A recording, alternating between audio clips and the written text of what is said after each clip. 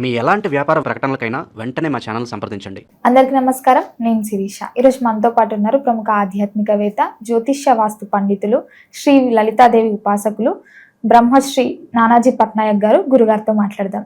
గురుగారు నమస్కారం. గురుగారు, ఈ డిసెంబర్ మాసంలో ముఖ్యంగా మిథున రాశి వారికి ఎలా ఉండబోతుంది అంటారు? ఎలాంటి జాగ్రత్తలు తీసుకోవచ్చు అంటారు? ఏ దైవాన్ని పూజించారు? మిథున రాశి అంటేనే అద్భుతమైన తెలివితేటలు. అయితే ఇప్పుడు ప్రజెంట్ వాళ్ళ గురువు రాశిలో సంచరిస్తున్నాడు. సప్తమంలోకి 7వ తేదీ నుంచి కుజుడు వస్తున్నాడు. దశమంలో శని, భాగ్యస్థానంలో రాహు, 3వ స్థానంలో కేతు, 6వ స్థానంలో అధిక గ్రహాలు ఉన్నాయి. పంచమంలోకి లగ్నాధిపతి వెళ్ళి కూర్చున్నాడు. అయితే ఈ యొక్క గ్రహస్థితి వల్ల అసలు వీళ్ళకి ఎటువంటి ఫలితాలు రాబోతున్నాయి, ఏ విషయాల్లో జాగ్రత్తగా ఉండాలి ముఖ్యంగా తెలుసుకోవాలి గోచారంలో ఎప్పుడు కూడా. అదేవిధంగా దేవతారాధన, ఈ యొక్క అంశాలు చెప్తుంది నేనైనప్పటికీ కూడా చెప్పిస్తుంది సాక్షాత్ లలిత అమ్మవారిగా భావిస్తూ, ఫస్ట్ ఆఫ్ ఆల్ సప్తమాధిపతి దశమాధిపతి ఎప్పుడైతే లగ్నంలో ఉన్నాడో కొంచెం వివాహ నిర్ణయాలు, వివాహ జీవిత భాగస్వామితోని లేదా బిజినెస్ పార్ట్నర్స్తోని స్ట్రెస్ ఉంటుంది వీరికి. ఉద్యోగంలో కూడా కాస్త ఓవర్ వర్క్ ఇది ఉంటుంది. అయితే వీళ్ళకి ఫస్ట్ వీక్లో మాత్రం క్రియేటివ్ ఫీల్డ్లో ఉంటారు కదా కొంతమంది, క్రియేటివ్ ఫీల్డ్లో ఉండేటువంటి వారికి చక్కగా కలిసి వస్తుంది. గుర్తుపెట్టుకోండి, బాగా కలిసి వస్తుంది క్రియేటివ్ ఫీల్డ్లో ఉండేటువంటి వారికి. కొంచెం ఎక్కువ ప్రెషర్ ఉంది, తగ్గాలి అంటే కనుక ఈ మిథునం వారికి శనగలు ఉంటాయి కదమ్మా, శనగలు, కందులు, నువ్వులు దానంగా ఇవ్వడం కానీ, లేకపోతే గోవుకి అరటికాయలు, క్యారెట్స్, బెల్లము తినిపించడం కానీ ఇవి ఎక్కువగా చేస్తుండాలి. ఇంకా అంత స్తోమత లేదు అని అనుకునేటువంటి వారు చక్కగా ఏం లేదు, నవగ్రహాలు ఉంటాయి కదా, నవగ్రహాల్లో శని, కుజ, గురుకేతు గ్రహాల దగ్గర దీపారాధన కనుక చేసుకున్నట్లయితే సరిపోతుంది. ఫైనాన్షియల్గా యావరేజ్గా ఉంటుంది. కొంచెం వీళ్ళు ఆదివారం మంగళవారం అగ్రిమెంట్స్ ఏమీ చేయకూడదు వీరు పర్టికులర్గా. ఓకే, ఇంటీరియర్ డిజైనింగ్స్, క్రియేటివ్ ఫీల్డ్లో ఉండేటువంటి వారికి ఫస్ట్ వీక్ చాలా బాగుంటుంది. అయితే వీరికి 6వ స్థానంలో శుక్రుడు ఉన్నాడు కాబట్టి 20వ తేదీ వరకు స్త్రీమూర్తితో అంటే ఆడవారితో ఎటువంటి గొడవలు, ఘర్షణలు ఇవి పెట్టుకోకూడదు. ఓకే, మరి స్త్రీలు ఏంటంటే స్త్రీలు కూడా స్త్రీలతో పెట్టుకోకూడదు గొడవలు, ఇది పర్టికులర్గా చూసుకోవాలి. ఎందుకంటే 6వ స్థానంలో అధిక గ్రహాలు ఉన్నాయిగా అందుకని. ఇక ఎప్పుడైతే ఈ గురువు లగ్నంలో ఉన్నాడో, ముఖ్యంగా లగ్న గురువు ఎప్పుడు కూడా పౌరహిత్యం చేసేటువంటి వారికి, స్పిరిచువల్ రంగాల్లో ఉండేటువంటి వారికి, హోమాలు గట్రా చేయించేటువంటి వారికి వాళ్ళకి అనుకూలంగానే ఉంటుంది చెప్పాలంటే, వాళ్ళ గురించి ఇబ్బంది ఏం లేదు. కాకపోతే ఏంటంటే కొంత సామాజిక సంబంధించినటువంటి విషయాల్లో మాత్రం ఖచ్చితంగా జాగ్రత్త వహించాలి. ఇక భాగ్యస్థానంలో రాహు సంచారం జరుగుతుంది కాబట్టి విదేశాలకు వెళ్ళి అక్కడ ఏదైనా ఉన్నత విద్యలు చదువుకోవడానికి మాత్రం ఖచ్చితంగా అనుకూలంగా ఉంది, అందులో ఎటువంటి సందేహం లేదు. కాకపోతే ఎప్పుడైనా భాగ్యస్థానంలో రాహు సంచారం జరిగేటప్పుడు అమావాస్యలు వస్తుంటాయి చూసారా మనకి, అమావాస్యలు కొన్ని పర్వదినాలు ఉంటాయి. అటువంటి సమయంలో పితృదేవత ఆరాధన కనుక చేసుకున్నట్లయితే మరింత బాగుంటుంది. మీరు ఎప్పుడు కూడా భాగ్యంలో రాహు సంచారం జరుగుతుంది అంటే పితృదేవత ఆరాధన మస్ట్ అన్నమాట. ఎందుకంటే ఇక్కడ మనకి దేవతారాధన, పితృదేవత ఆరాధన రెండు ఉంటాయి. పితృదేవతలు మనల్ని రక్షిస్తూ ఉంటారు, సో అది పర్టికులర్గా గుర్తుపెట్టుకోవాలి. కాస్త వర్క్ స్ట్రెస్ ఎక్కువగా ఉంటుంది, ఎంతైనా దశమంలో శని కదా. కొంచెం ఎలా ఉంటుందంటే కొంత సిచ్యువేషన్స్ వీళ్ళకి పొమ్మం లేక పొగబెట్టడం అంటారు చూసారు ఒక సామెత, ఆ రకంగా ఏంటంటే ఆ జాబ్లో కొంచెం ఇతను ఎలాగైనా పంపించేసాలి, ఈవిని ఎలాగైనా పంపించాలి, ఓవర్ వర్క్ ఇవ్వడం, కొంచెం అవమానించడం జరుగుతుంటుంది. కానీ ఎట్టి పరిస్థితుల్లో నేను వదిలేస్తాను, ఇంకోటి చూసుకుంటాను, నేను ఇంకో జాబ్ చేతిలో లేకుండా మాత్రం తొందరపాటు పడి ఎటువంటి తొందరపాటు నిర్ణయాలు తీసుకోకూడదు, గుర్తుపెట్టుకోవాలి. వీరు ఎక్కువగా అమ్మవారి ఆరాధన ఎక్కువగా చేయాలమ్మా. ఎంత అమ్మవారి ఆరాధన చేస్తుంటే అంత మంచిది. ఫస్ట్ వీక్లో చేసేటువంటి ఆలోచన ఏదైతే ఉంటుందో చాలా మంచి ఫలితాలు ఇస్తుంది. అంటే మంచి సహజంగానే వీళ్ళు మంచి ఆలోచన పరులు, మంచి థింకింగ్ లెవెల్స్ చాలా బాగుంటాయి మిథునం వారికి. ఎందుకంటే నడిచే గూగుల్ అని చెప్తుంటాను ఎప్పుడు కూడా, నాలెడ్జ్ బాగా సంపాదించుకుంటారు. ఫస్ట్ వీక్ ఎప్పుడైతే పంచమంలో ఉన్నాడో లగ్నాధిపతి వెళ్ళి ఖచ్చితంగా అక్కడ కొంతమంది అంటే బిజినెస్ వాళ్ళే కొంచెం ఫ్రెండ్స్ అవ్వడము, కొద్దిగా అంటే ఫ్రెండ్లీగా ఉండే వాళ్ళతో కొంత పెళ్లి ప్రపోజల్స్ పెడితే అవి సక్సెస్ అవ్వడము, ఇటువంటివన్నీ కూడా జరుగుతాయి వీరికి. గురుగారు, ముఖ్యంగా మరి మాసంలో విద్యార్థులకు ఎలా ఉంటుందంటారు? విద్యార్థులకు కొంచెం టఫ్ కాంపిటీషన్స్ ఉంటాయి చెప్పాలంటే. కొన్ని రీసెర్చ్ చేయడం వల్ల కూడా కొంతవరకు వీళ్ళకి కలిసి వస్తుంది చెప్పాలి అంటే. కాకపోతే కొంచెం స్ట్రెస్ ఉంటుంది చెప్పాలంటే. రాజకీయ రంగంలో ఉన్న వారికి ఎలా ఉండబోతుంది అంటారు మరి? రాజకీయ రంగాల్లో ఉండేటువంటి వారికి కొంతమంది బిజినెస్ పీపుల్ యొక్క సపోర్ట్ లభిస్తుంది ఫస్ట్ వీక్ చెప్పాలంటే. ఎందుకంటే కొంతమంది కొన్ని పార్టీలకు చూడండి ఫండ్ ఇస్తుంటాయి కొన్ని పెద్ద పెద్ద అట్లా లభిస్తుంది. గురుగారు ముఖ్యంగా ఈ రాశి వారు ఎవరైతే ఓన్ బిజినెస్ స్టార్ట్ చేద్దాం అనుకుంటారు, సో ఈ మాసం అనుకూలంగా ఉందంటారా వీరికి? చెప్పాలంటే అనుకూలంగానే ఉందని చెప్పాలి.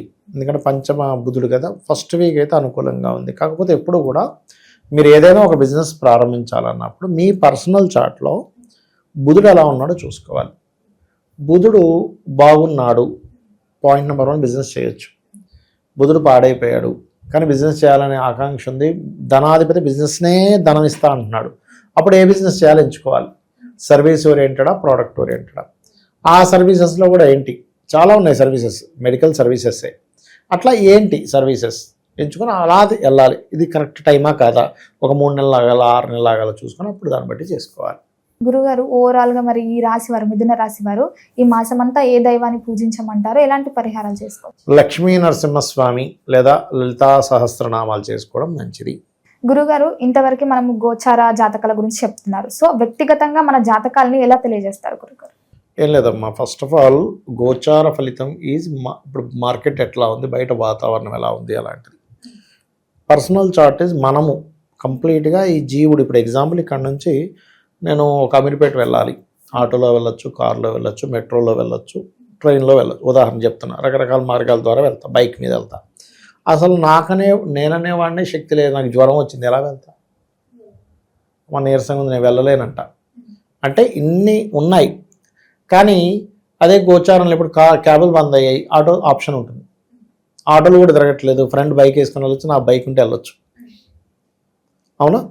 అంటే ఏదో ఇంకొక ఆప్షన్లో మనం వెళ్తాం, గోచారం సరిగ్గా ఉండాలి. కానీ మనమే సరిగ్గా లేకపోతే అసలు ప్రయాణమే జరగదు. అలాగే పర్సనల్ చార్ట్ ఈజ్ మనం పుట్టినప్పుడు ఏ గ్రహాలు అయితే ఎక్కడెక్కడ ఉన్నాయి, మనం పుట్టినప్పుడు ఉండేటువంటి లగ్నం ఏమిటి, నక్షత్రం ఏమిటి, దశలే నడుస్తున్నాయి, ఎటువంటి యోగాలతో జన్మించాం, ఇవన్నీ ఎలా జరుగుతాయంటే పూర్వజన్మల్లో మనం చేసుకున్న కర్మ ఆధారంగా ఇవన్నీ ఏర్పడతాయి.